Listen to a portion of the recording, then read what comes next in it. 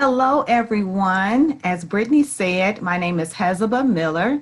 I am so humbled to come before you today on the first day of 2021 and talk about pandemic parenting. Just to give you a little background on myself, I am president of a nonprofit called Concerned Citizens of Cook County that was founded by my mother, Alma Walton. Our focus is centered on gun violence in the inner city of Chicago and creating resources and programs to save our children from the streets. I also have been a stenographer for the state of Illinois in the criminal justice system for over 10 years.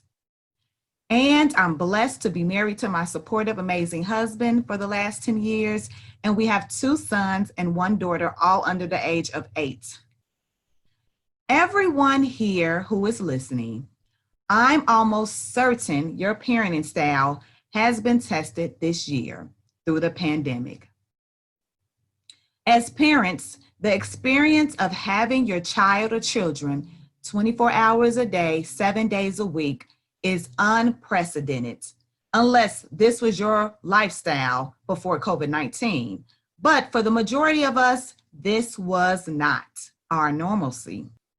As parents, we were shaken up, lost, confused, and upset.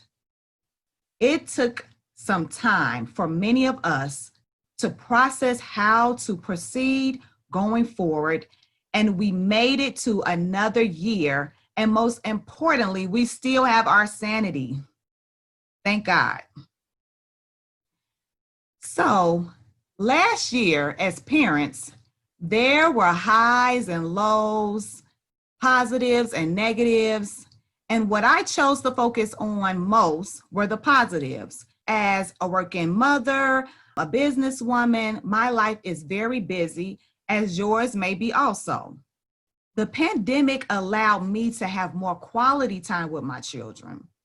A lot of my time is usually outside the home, and we're always outside, we're busy, we're doing things, but through the pandemic, I was blessed to work from home, and I gained more interactive hours of being able to be physically, socially, and mentally available for my children. We played more together. I listened intentionally to their stories and their jokes. I had more fun. I had more energy because I wasn't waking up as early to drop them off at school and pick them up. I wasn't stuck in traffic, going to and from work. So I realized it was on me and my husband to step our game up because our children didn't ask for this to happen to them either. In order for our home to be a place of peace, fun, and now a school, we had to look at our parenting styles and figure out which style works best for us. Now, according to researchers, there are 4 parenting styles: authoritarian, authoritative, permissive, and uninvolved. And I'll go through each right now. Authoritarian parents focus on obedience and puts punishment over discipline. This is akin to the "because I said so" response that parents give. Authoritative parents create a positive relationship and enforce rules. Permissive parents don't enforce rules and say, well, kids will be kids. And lastly, uninvolved parents provide little guidance, nurturing, or attention. Now, if you had to take a guess, which one would you say that you are? Why is this important, you ask? Because children of authoritarian parents are at a higher risk of developing self-esteem problems because their opinions aren't valued. Children of authoritative parents are most likely to become responsible adults who feel comfortable expressing their opinions.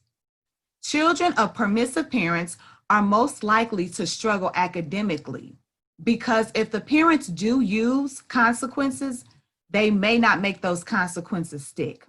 Children of uninvolved parents are likely to struggle with self-esteem, perform poorly in school, and rank low in happiness, according to an article on verywellfamily.com. Now, depending on the situation, you may have used all 4 of these parenting styles at one time or another. And I know I have. But according to parenting studies, authoritative parenting is the best parenting style. And as parents, we have to be intentional on meeting each one of our child or children's needs holistically. But how do you do that if you're feeling overwhelmed with parenting demands? I'm glad you asked.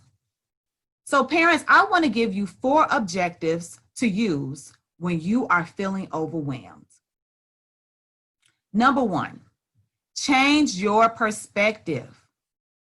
Ask yourself, is this problem as big as it first seems, or do you need to compartmentalize and fix one thing at a time?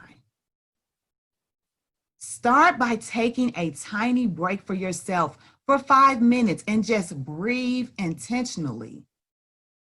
Ask yourself, which issue needs my attention first, and list them. Is it the milk that was spilled on the floor, or the baby crying, or your child who was calling you to tell you a joke? Parents, we have to decide how much power to give each stressor in our life. After you have gathered yourself, then one by one address the issue. How can your day be more productive, you ask? I know that our schedules have become wacky during the pandemic, but we have to create structure for ourselves, and it starts with getting enough sleep. WebMD states most adults need 7 to 9 hours of sleep each day. Your day starts the night before. So now that you have had enough sleep, you're able to wake up earlier and exercise or meditate, pray, or work on some tasks before your kids even wake up.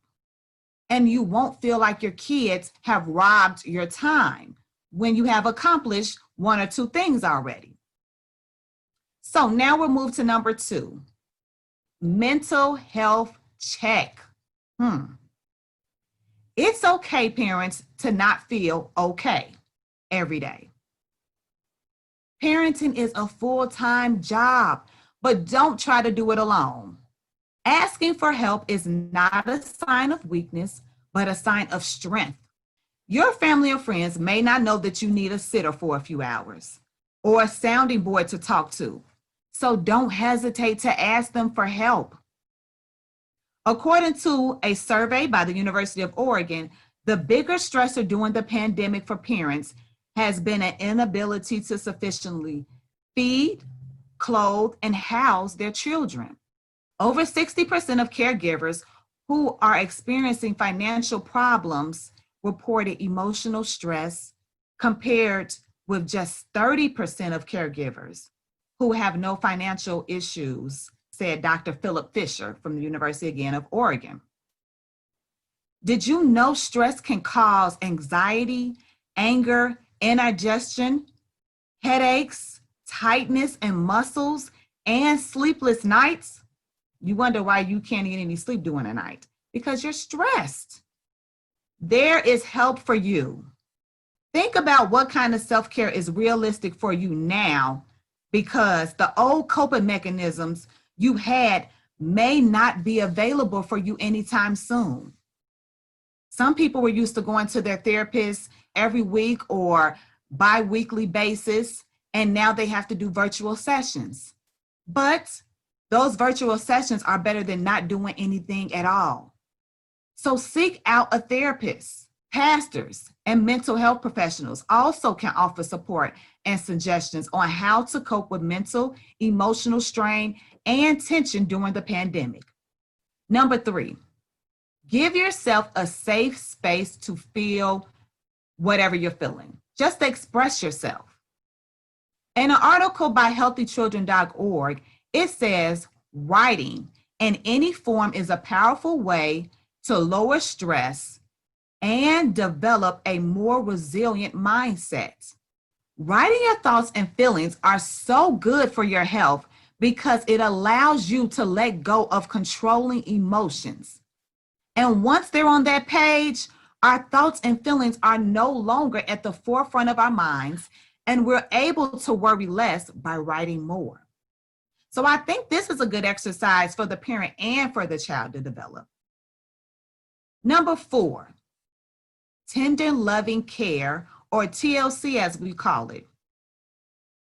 The definition from Merriam-Webster says, tending loving care means extra attention to make someone or something look or feel better. Parents, you deserve a time out. This time out is not a consequence for doing anything wrong, but the exact opposite. You are doing everything all day for your kids and you need time away. What that time away looks like for every parent is different. Try going to the store alone and walk through the aisles without anyone begging or whining to go home. Maybe you need to relax at the spa with a massage or pamper yourself with a mani-pedi. Even though we're not traveling as much, plan a staycation alone with your spouse, and you will be so refreshed, calm, and composed when you return home. Or even enjoying a cup of coffee in the car alone while having an adult conversation on the phone with a friend without a ton of interruptions can bring you peace of mind. These are just a few ideas on how you can take your mind off the fact that you're home all day. But now that we have helped the parents, we're going to shift and talk about how to help the kids next. The Clay Center for Young Healthy Minds suggests that you, number 1, approach your kids and ask, what do they know about the pandemic or COVID-19? By now, all children have heard about it, particularly school-age kids and adolescents. They may have read things online, seen something on TV, or heard friends or teachers talk about the illness. But there is a lot of misinformation out there. So don't assume that they know specifics about the situation or that the information they have is even correct. Ask your children open-ended questions. What have you heard about the coronavirus? What do you think about the vaccine? Do you have any major concerns or worries? Do you have any questions I can help you answer? Once you know what information they have and what they're concerned about, then you can help to fill in any unnecessary or necessary gaps.